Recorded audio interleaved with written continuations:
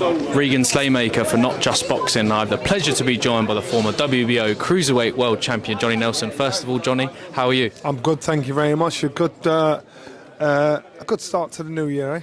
We're in January, not even halfway through. No, we're not, and we've already had some excellent boxing. Obviously, you were in Sheffield for the Sky Sports show on the weekend. First of all, we'll start there. How was watching Callum Simpson firsthand getting that knockout win against Steve Woodall? You know what, Callum Simpson, he grew as a fighter going through. That was made a mandatory instead of a voluntary because Woodall, you know, he deserved the spot. Callum got the shots in and he looked big at the weight. I think the referee stopping it, there was a bit of controversy over the referee stopping it, and I get it, totally get it.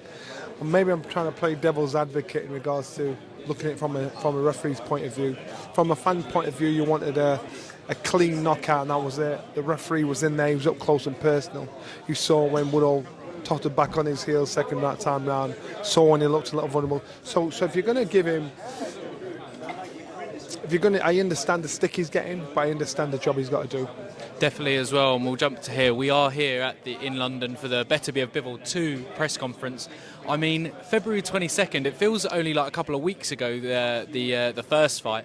I mean, first of all, how do you see the rematch between Artur Beterbiev and Dmitry Bivol going? I think it'll be revenge, won't be repeat. I think Beterbiev has shown he's a tough operator to deal with. What is he going to improve on? But I think for Bivol knows what he can improve on. You see there's space for him to improve. So it won't be, it's definitely go the distance, but I think this time the other way around, I think Bivol will pull it off on points. Definitely. Do you think, it's hard to say we're going through their career stuff, but would you say that Bivol is kind of the fresher fighter? Yes, yeah, Bivol's a fresher fighter, more adaptable fighter, the fighter that you can see there could be tweaks that would make a difference to his fight. Whereas Beterbiev, the outstanding fighter he is, he grinds you down and he'll keep on your case. I think Bivol, after the fight, was kicking himself because he thought, you know what, I could have done something different there. I don't know what different Beterbiev could do, because for him it's about the pace. The age you're at, you've got to be at work at a certain pace and not be taken off that track. So we'll see. Do you think, it's probably too early to say because Beterbiev is still stayed at a whole level the majority of his career, but do you think if a loss or a win, well, regardless of the result, do you think Artur Beterbiev could retire after this fight? I don't know. It depends on what opportunities are out there for him. He's proven everything he's had to do. You know, he's ticked every single box. So I don't know. It's not as though he's a fighter that's on the wrong end of a shellacking. I don't know. That's his call. That's his shout. Definitely as well. And then the co-main event, it's really strange calling this a co-main event, but Daniel Dubois versus Joseph Parker. I mean, an absolute cracker with two men coming in off some great momentum with great wins as well. Without a doubt. And you know what? You can see the title changing hands again, unless Daniel builds up some momentum as a champion. And the fighter he's found himself to be now, that's getting these wins. Obviously, he believes in that fighter he is. He's strong, and that style suits a young man, a man that's probably below his 30s. So it suits Daniel down to a T. So he's going to make hay while the sun shines. So let's see if he can create some momentum from the fighter he knows he is now. Joseph Parker he's a smart operator. A good boxer, a good mover, can fight. He knows how to hustle his way through fights. So Joseph Parker again, that's why you can't write him off for this. It's a good fight.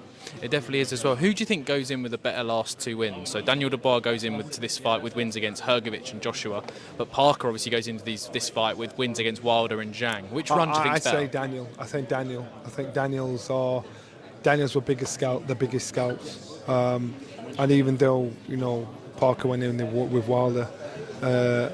Parker went in with his opponent. I just think Daniel just got the jobs done.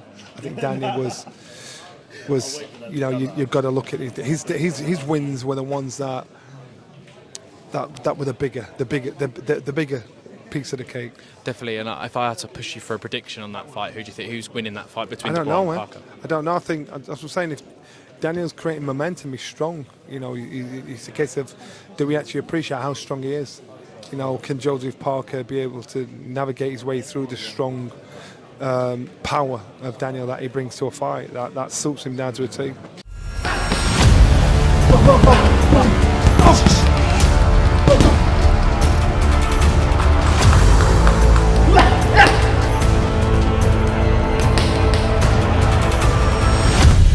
Definitely, obviously, we've got one Brit on the card as well, with Hamza Shiraz fighting for his first world title against Carlos Adams. I mean, how, as a former British world champion like yourself, how excited are you to Hamza to get his opportunity on the big stage as well? Great opportunity, especially the stage as well. You know, talk about the stars aligning. What an opportunity to be in position to box the world title on such a big stage, on such a good card. Shiraz is probably not even 25% of the fighter we expected to be.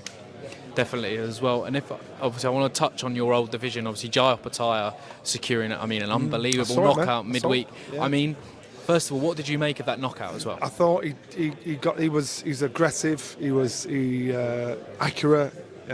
He did the job. He stood out from the rest. He stood out, and I thought you have just now cemented yourself as the best out there. You've got various champions. You can say he's better than him, but I think Opetaia has established himself as, look, I'm top dog, and we all know it. So I think with that kind of performance, he was on him. Definitely, and we've seen kind of Matchroom and kind of Eddie push for a potential fight between him and Usyk if Opetaia would move up. I'm not saying that Jai goes into that fight the favourite, but what a fight that would be between Opetaia and Usyk. It'd be a great fight, but it's a case of what weight it's going to be. Would it be at bridgerweight? Would it be at cruiserweight? Would it be at heavyweight? I don't think there'd be enough money in it at the smaller weights. And would it generate enough money at any weight? I don't know. This is business. And so I think Usyk, even though he loves the fight game and maybe money might not be as good, the people around him will want the best opportunity, the best option out there for him. So it's a dream fight. It's an intriguing fight, but Usyk, what's he got to prove now? Unified at cruiserweight, jumped up then at heavyweight. Is he going to keep jumping back and forth? I don't know. He's done his job. Definitely. As you said, we've had some great boxing already this year. Already some great boxing announced. But Johnny, my final one, if I had to push you for one fantasy fight that you want to see this year, what do you want to see? Well, of course, you want to see Fury and AJ. You want to see that. And the headlines today have kind of flipped it on his head today. I still think that could happen. You got Crawford against Canelo. This talk of that being done. I'm like, damn, all right. So I think Riyadh season has made it very possible for these dream fights to happen. It definitely is, Johnny. I'll leave it there. Thank you very much for your time, as always. Cheers. Thank you.